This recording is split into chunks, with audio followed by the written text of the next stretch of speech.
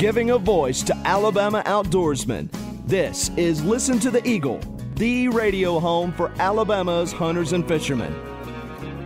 To be a part of the show, call toll-free at 844-EAGLE-99. That's 844-324-5399.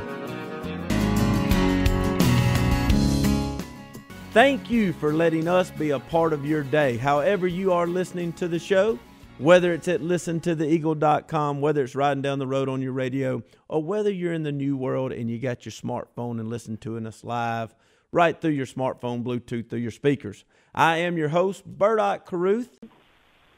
So I mentioned to Zane, we need to go hunting. We need to go hunting sometime with you. And he had a place that the guy owned the place that he worked with. Anyway, he said, well, he never invited us, and I've never really been deer hunting. And so I said, well, look, buddy. He said, you get us to go to that hunting place. I said, I will get you set up to go deer hunting. I will outfit you, and we'll get going. So just get us there. So after about 4 or 5 years, we had an opportunity to go. Now, when Zane said we're going, he said, well, he didn't have anything. And I said, well, look, don't you worry. And I did. I outfitted him. I got his coveralls. I got his boots, and I just had him and his orange and his gun, and got my son's gun, and had him all rigged up, ready to go. So we met at a dock. Now, guys, we're going to be hunting over near Demopolis, Alabama, up at a place called Rattlesnake Bend, which is near Portland, Alabama. For those listeners that know where that is. Oh yes, sir. You're live in Demopolis as we speak. Oh, wow. I didn't realize that. That's great. That even makes it better. So anyway, so we went down there at the marina, and so everybody knows there where the Office Marina is. And so we met all down there and got in a boat that was stationed there with our friends. And so we headed up the river. And so I had for deer hunters that are trying to explain to someone how to shoot a deer, but they've never been. We've never been target practicing. We've never talked about it. It's the first time going. I got an old brown paper bag, and I had a pencil. And so I said, now, Zane, I'm going to draw a deer right here. And for you deer hunters, you know the easiest shot's a broadside. So I told him that we need to do a broadside shot. So I drew a little picture of a deer, and right there at the top of the leg and halfway up his body, I said, just put the bullet right there and said, he's going down, and that's what you got to do. Now, you got to remember, guys, this is 1996, and in 1996, you couldn't kill does. It was illegal back then. Right. So we made sure we explained to Zane that, do not shoot any does, and only shoot bucks. Only bucks, no does. No does, only bucks. So, did you get that, Zane? Absolutely. I followed crystal clear. Absolutely. Okay. Clear as crystal. And so we got the instructions clear and on where to shoot the deer. Well, a buddy of mine, like I said, I got a little gray hair, but back then I used to like to climb the, 40, 50 foot up in the trees. So my buddy and I, we went back in the woods. It was an afternoon hunt. So we get there in the afternoon, but we said, Zane's first hunt, we better put him on this 12th ladder stand closest to the boat. We don't want him to get lost, and we don't want him to get hurt. Right. Now, this is where Rex makes me look retarded. I love this part. Yeah. we're just practicing safety. Right. Right. Yeah, safety is first, Safety's Yes, always That's first. Right. That's right. It's the truth so far, is it not? Yeah. We'll get the record completely straight when you get done. Go ahead. So we climb on up in the trees about 40 foot in that afternoon hunt. So about 4 o'clock, I heard that boom thud. That boom thud. You know that thud, the one that has been hit. And so I said, well, that sounds good. It sounded like Zane got him one, and I was excited for him. Right. Well, time locked on. About 4:20, I heard another boom thud, and I said, well, that must have got up and been crawling or something.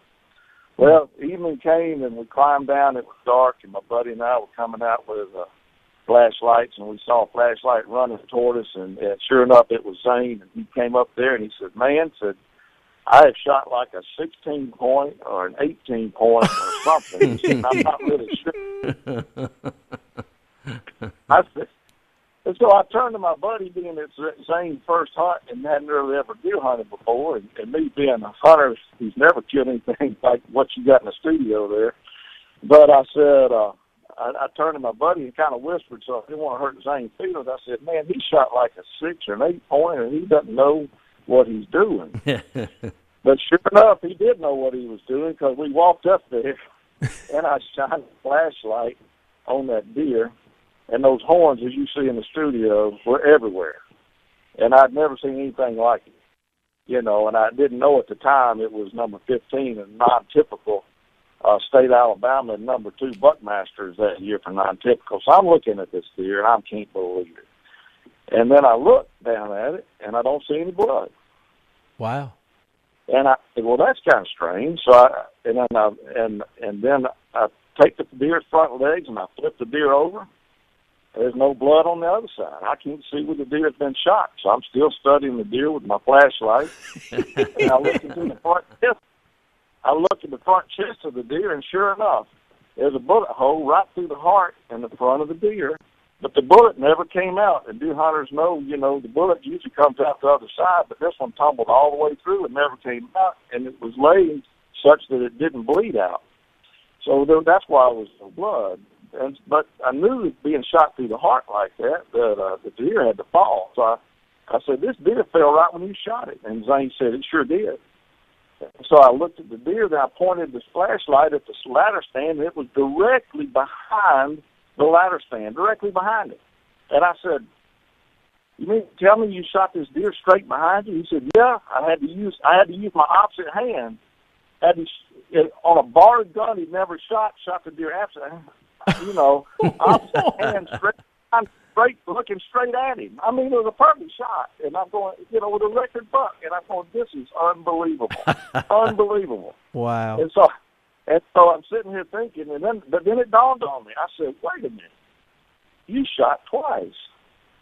I said, yeah. He said, I killed another one. I said, you can't kill 2 bucks in the state of Alabama. What are you doing killing another one? Then we walked over there, and we looked at the flashlight, and it was a pencil spike. It was just a little bitty spike. I said, what in the world did you shoot this deer for after shooting the other one? And then Zane says, it looked like, buddies, he said, when we came up the river, you said shoot bucks only, no does. I saw 6 does. This is the only 2 bucks I saw. Did you ever believe, kind of taking the rookie Zane Hood back in the late 1990s, that on that hunt would have produced the number 15 non-typical buck? As I'm holding this book right here in the studio, it says the Alabama record book for white-tailed deer. I never would have believed it. I promise you. I mean, I've been hunting all my life and still hunt and still have not killed anything quite like that or anything close to that. So, yeah, unbelievable. And by the way, it was easy to tell the story, you know, just tell the truth. So on a time... the story's never changed in 19 years, you know. It's just pretty... Go ahead. But before I give Zane the stage, Rex, seriously, on a timetable, from the time that you drew on a paper sack showing Zane how to shoot this deer, and then how much time's actually elapsed from that moment until he shot behind his back with the wrong hand and killed a 36-point buck? It was like maybe 3 to 4 hours after that. Yeah. Oh, man. All right, Zane.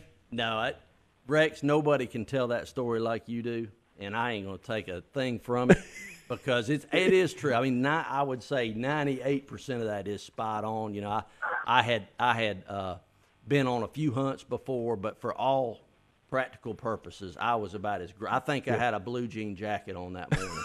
And a 12-gauge shotgun from what I read. Yeah, I had a 12-gauge. I mean, Rex was like, here, take my son's gun. And he showed me how to load it. And the one thing you left out, Rex, there was 2 bullets. You gave me 2 bullets, and I used them both. You only gave Rex. You gave him a Barney Fife, only 2 bullets to shoot with. That's right. Barney had 1. I had 2. So, well, you used both of them. But hey, I'm glad I didn't get 3. We may have 3 deer now. That's right. That's right. That's right. But you know, the one thing, Rex, that I always ask myself, and this always kind of hovers around in my head, is what if I'd missed that deer?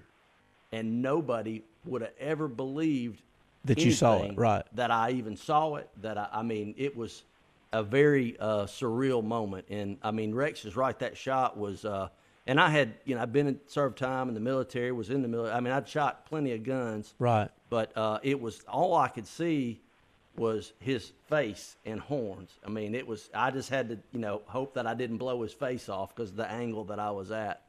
But it was a fun moment, a great story, and I've heard Rex tell that story. Oh, it's so good. Well, the first time I heard it, I was just blown away at a dinner. Real quick, if you want to see what a 36-point buck looks like, you need to go to listentotheeagle.com, click on the state of Alabama, and click on Watch Live now, and you can see it live. And even later in the week, you can keep going there and click on the YouTube stream, and you can see it. Zane, since that day. And I mean, when you're in a book like this, the Alabama Record Book of White-tailed Deer on the number, 15 non-typical buck. I mean, do a lot of people, do you get invited to shows, and have you made any money off this deer? No. There was a lot of talk that I would have collectors calling me and people, but none of that's come to fruition. And honestly, it'd take a lot because that memory's worth a lot more than than a few $100s. And it's just been a lot of fun. We were on the Buckmasters show, TV show several times, was in their magazine a couple times, Strange Buck Contest, won the Big Buck Contest in Alabama several times. Wow. It's fun. Well, have either one of you, and Rex, I'll go to you first, have you ever had any of your hunting adventures since that day, anything come close to something like this, Rex? It'd take well, a lot of hunting adventures, but I have to say this is it's the most incredible one for me personally. I tell you, I could, we could talk deer stories all night, but I don't think there's one in my life that tops this. Zane, have you ever even come close to anything like this? I have, and I hunt, pretty regularly now. We hunt and have a hunting club in Selma that we go to, and but no, it tops it all. So sure does. Well, I can't thank y'all enough for being a part of this and taking time out of both of y'all's busy schedule to be a part of Listen to the Eagle Alabama. Rex, I've known you for quite a while. I love you. I love what you stand for, not only the great outdoors, but also the stance on God and our Lord Jesus Christ. And thank you for being a part of Listen to the Eagle, Rex. I'm just thankful to be a part of it. Thank you, Zane. Good to be a part of guys like you, and I'm just glad God gave us a great outdoors to go and enjoy, and thank you for what you're doing. Well, thank absolutely. Appreciate it so much. Thanks Zane, a lot, Rex. Yeah, thanks, Rex. Zane, you brought it to the studio. It's I don't know that I can say that's a pretty deer. No, it's not. It's you can't say it's an ugly deer. It just, let's call it what it is. And they really put a panel together, Bert, to score this deer. It was not one that they had to have 5 guys. Dennis Campbell, the guy that puts out that Alabama Whitetail Records, put a group of men together, and they had to have a panel to be able to score it. And they finally found, I don't know where, but they found a typical framework to start making measurements, and it ended up scoring 205 and 7/8. And it is, I have been stating it correctly, it is 36 points, right? Is that correct? That is correct, yep. We have Officer Kerry Bradford. How are you doing? Thank you for having me. Now, I guess, Kerry, the legal term for you is conservation enforcement officer. I guess, AKA in my world, you're game warden. That's exactly right. You can call me conservation enforcement officer if you feel like saying that whole spiel. But yes, technically we're game wardens. We'll answer to hey, game warden. I understand. Kerry, first of all, I want to thank you personally, and I want to thank all your fellow officers, and I want to thank the department for all that you do. I know it's many, many hours and a lot of thankless work that you do, but without y'all and without the department, hunters and fishermen would really be up the creek without a paddle. And we thank you. I know a lot of times you get a hard rap. Hunters, we only see you when we think you're after us, but that's not true. And y'all have many, many hours, and I thank you. Well, you're very much welcome. We enjoy it. We love our jobs. We enjoy interacting with the public, with the hunters, right. Educating folks, and it can get interesting out there. Well, And I also want to thank you for coming in and being part of Listen to the Eagle. We're a new show here in Alabama to kind of update you and our listeners, to frame it again.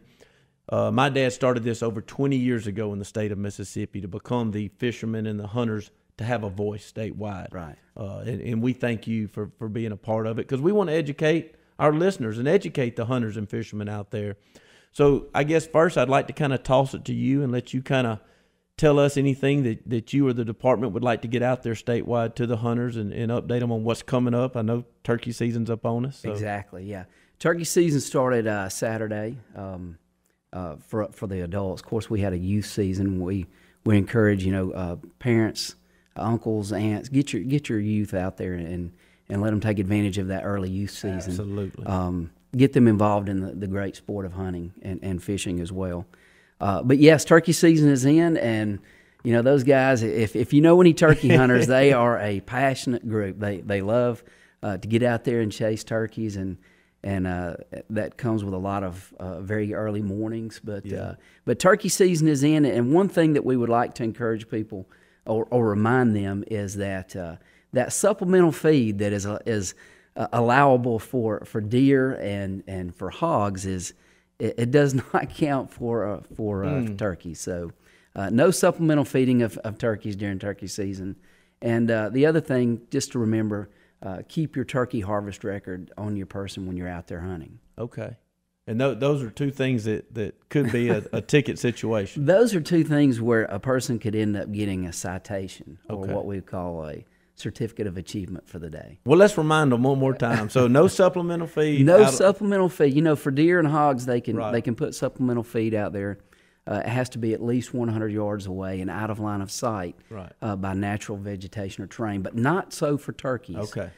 Turkeys range a lot more than deer, and therefore the area definition does not apply. So it's illegal to put bait out there during turkey season. Okay, and talk about the turkey harvest. There's a report? Turkey harvest. There is a turkey harvest record. Okay. It's if you purchase your hunting license from one of the area stores, it will be attached to the bottom right next to your buck harvest record. Right. And just like you have to note the bucks that you harvest, you also have to note the gobblers, the male turkeys that you harvest. No hens, no shooting of hens. Now, when you say that, do I have to have that on me? You have to have that on you. Oh, on your person when you hunt. When you harvest a gobbler, you'll write that down and before you remove it from the field. One more subject I'd like to talk to you about before we go to break, and I hope you'll stay over for another segment with us so we can keep educating our listeners. I know that the advisory board met a couple of weeks ago. That's correct. We kind of did a little update on it last week. Kind of tell us a little bit, any kind of updates or anything you're hearing out of that meeting that our listeners really need to pay attention to? Well, the Conservation Advisory Board is a great opportunity for the hunting public or just for the public to get involved in this process of promulgating rules and regulations and change that comes about yearly. Mm-hmm. We've had a great amount of change in the last couple of years with buck harvest and supplemental feed and extending the season, a lot of change in that area. But this year, the main things that seem to be the point of topics is changing the duck season a little bit to eliminate duck hunting, or to not eliminate, but to prohibit duck hunting after 12 o'clock noon to give birds a chance to rest. And this is going to be in the southernmost Mobile, Tensas management area. Right. Another thing is they're talking about allowing dog hunting for hogs also on that management area down there to give hunters an opportunity to impact the hog population. Yeah, to that point, a lot. I am talking to a lot of hunters out there, and everybody's kind of really enjoying this hog hunt. Yeah. And I think if you add the element maybe of dogs, it would even be more, because I hear hogs are very smart. You don't think about that, but I hear they are. Yeah. And I know they're a problem, and I know we need to try to handle it. So maybe if we can add some elements to make it even more fun for the hunters to be involved in the hog hunting, would be good. So. Yeah, we like to incorporate any type of eradication if we can into allow the recreational hunter to take advantage of that resource out there, because hogs are they're extremely plentiful. They are a nuisance. They're a detriment to the habitat, but they're fun to hunt. Yeah, they really are. Yeah, they are. And you can get some dogs out there and get one bayed. Yeah, it gets interesting quick. Well, and then I think there was a little bit they're hoping to maybe tweak the snapper law. They're looking at tweaking the red snapper. Looking at some of the data, some of the calling. Because last year, if I'm not mistaken, they had to call in their catch before they got to the dock. So they had a call in system, kind of like what we attempted to do with the buck harvest call in. And that kind of gave us some insight into what was actually going on, so that we can better adjust those. Helps on the biology side of it. Exactly. Absolutely. We try to use good science and our changing of. We don't just throw darts at a board. We try to. No, there's actually some science and some. Exactly. They're reviewing the possibility of limiting the number of hooks per trot line, and some of you folks, hunters, some of you hunters and fishermen may think, what in the world is that about, and why would that be such a hot topic? But what they're talking about is limiting the number of hooks to 100 hooks per trot line, and what that does is, right now it's an unrestricted number of hooks. So it will create more work for the recreational cat fisherman who wants to put out a number, unlimited number of hooks. Now he's got to string more trot lines. But, our main goal is to protect the resource. That's right. And to make sure that it is renewable, that we can continue it so that more folks can enjoy it. Well, Kerry, sometimes, and look, we're here for Alabama's hunters and fishermen, but we're here to educate them. What I would like for our listeners to understand is the department doesn't just throw darts and decide we're just going to do this because we think it'll be tougher on the fisherman or tougher on the hunter. There's always a reason, and it's usually a biological reason or some type of stat or statistical reason for laws being made. Right. Yeah, the department's not trying to limit people's fun or their opportunities out there. We encourage trying to make it better. Trying to encourage folks to get out there and enjoy hunting and fishing. And when we see a trend, we have our fisheries section that looks at these trends in area lakes, and a lot of this comes from creel surveys at boat ramps to complaints from people just calling in about a change in availability or catchability of fish, and so we look into these things, and that's one thing that we're really considering is changing up the number of hooks. Okay. Well, let me do a quick rundown of some hot topics that I would like to be educated on, and I think our listeners need to be too. I'll do my best. Number one, it sounds simple, but it's really not. A license holder. When and who and where do you have to be a license holder? Okay. This is very good. It's a good question. There's a lot of misinformation out there. Typically, if someone is 16 years or older and they're going to hunt in the state of Alabama, they're going to have to get a hunting license. They have to have that hunting license, and at a certain age, they have to have a hunter safety certification. That's right. To get that. They can still get a license if they don't have that certification, but on that license, it will say supervised only. Okay. Now, if you're 16 to 65, you have to have a license unless... All right, pay attention. Unless you're on your own property, and you have to be you have to be on that deed. If you're the deed holder or the immediate family, a member of the immediate family, you do not have to have a hunting license to hunt on your own property. Okay. But if you're going to deer hunt or turkey hunt, you have to have a buck harvest record and a turkey harvest record. So even though it's not necessary for you to have that hunting license on your own property, you still are required by law to have that harvest record. Let me give you a situation. Help me out here. Okay. I'm a grown man. Okay. My uncle Cecil has invited me over for a dove hunt on his land. Okay. Do I have to have a hunting license? Okay. He's a relative. That's a good question. To legally hunt a migratory bird, which is a dove, let's go ahead and start off the things that you have to have. Sure. You have to have a plug in your gun, right? To limit the number of shells to 3, or shoot it over and under or side by side. Okay. Those don't have to have a plug. I understand. You have to have what we call a HIP stamp, Harvest Information Program. So you have to have that hip stamp. It's free of charge, but it's information that we collect from your previous season's hunting efforts to see how many birds that you did harvest. So you have to have the hip stamp, and then here's the kicker. Some game wardens would argue that you're not a part of the immediate family, that you're not husband, wife, father, son, granddaughter, something like that. So to be safe, I need a license. To be safe, it'd be best to get a license. Because some game wardens would say, I see Ott Carruth, in the last name, your family. Some game wardens could read it that way, and there's nothing wrong with that. Another game warden or conservation enforcement officer, we're going to use that long term, might look at it and say, well, you're not, this is immediate family in my book, and might issue a citation. So it's just up to the officer judgment, officer discretion. All right, one more situation. Got invited to a friend's, got an unbelievable deer hunting. He's managed it well, and I've been invited by the deed owner to come on his property and hunt for a deer hunt. Okay. Do I have to have a license? Yes.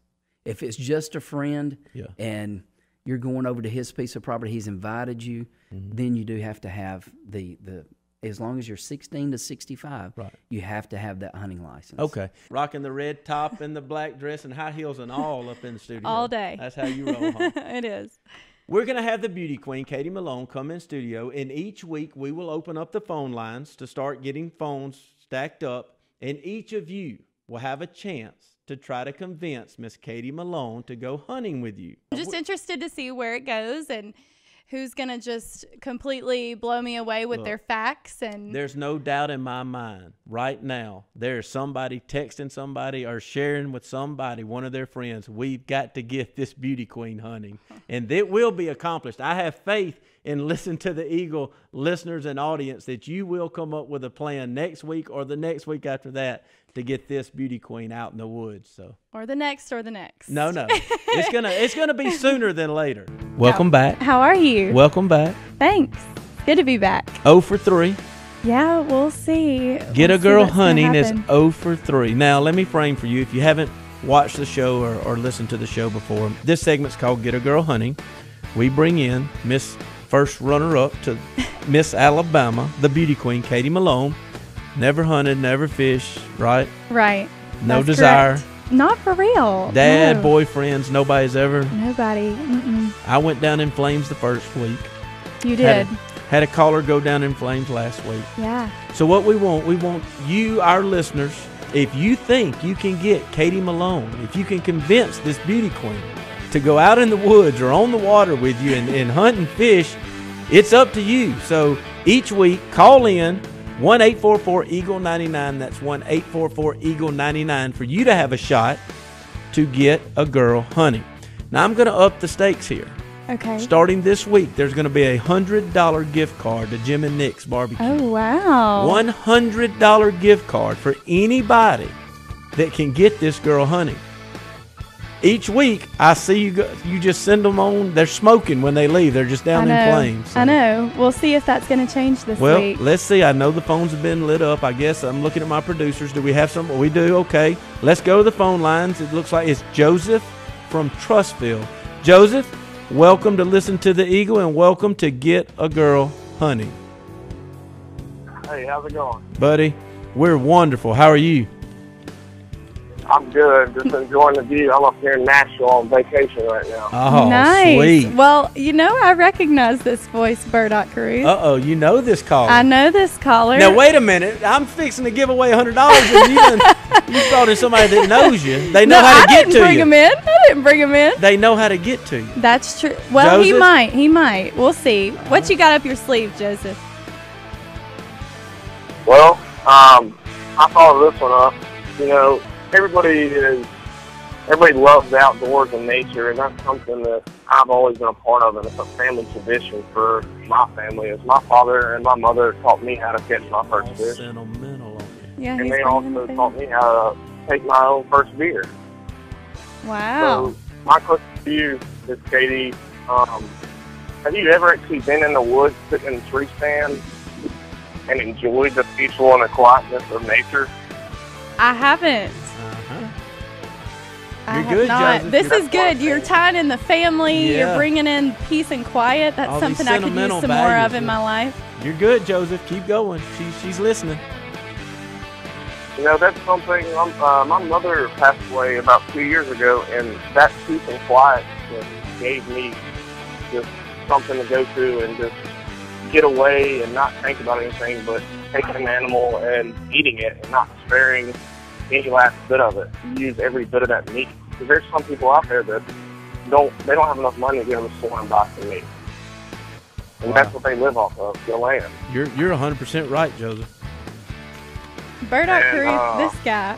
Go ahead. I'm not going to interrupt you. You're on a roll. And it's a tradition of America. I mean, Preach, just like brother. my family down here in the South, I was taught how to fish, I was taught how to hunt, and I plan on teaching my kids how to hunt and fish.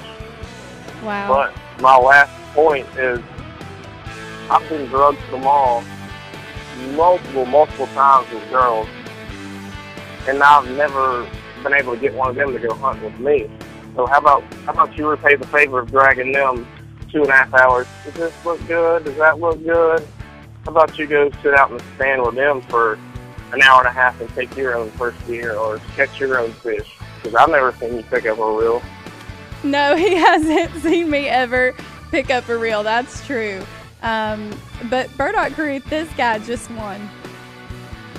Oh, my goodness. Joseph, He just won. Okay, Are you let's going? examine this situation. He brought in family. yeah. He brought in tradition. Yeah. He brought in America. Yeah. Hello, I come from a military family. Yeah. That's huge for me. Yeah. He brought in the fact that Oh, he's good. us girls can be selfish sometimes. I can't believe it. We're 4 weeks in and ding, ding, ding. So now, here's the deal, Joseph. Not only do y'all get to go hunting or fishing, but now you've got to come back and update us, and somehow we've got to get Joseph in the studio with you so y'all can tell us all about it. That's true. He's from Trestle, so that'll work out good. And he Awesome. gets Jim the and first Nick. person Absolutely. to get out. You're killing me.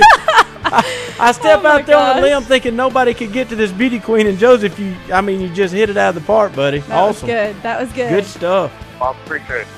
I was definitely glad to take this woman hunting. I grew up with her, and I think it would be a fun experience for her to learn and maybe kill her own first deer or catch her own first fish. Wow. We'll see. Too cool. Thanks for being a part of Listen to the Eagle and Get a Girl Hunting. You did it, buddy. Thanks, Joseph. Thank you, sir. All right. Appreciate it. Katie Malone. Can you believe that? Katie Malone. First of all, I was not expecting that.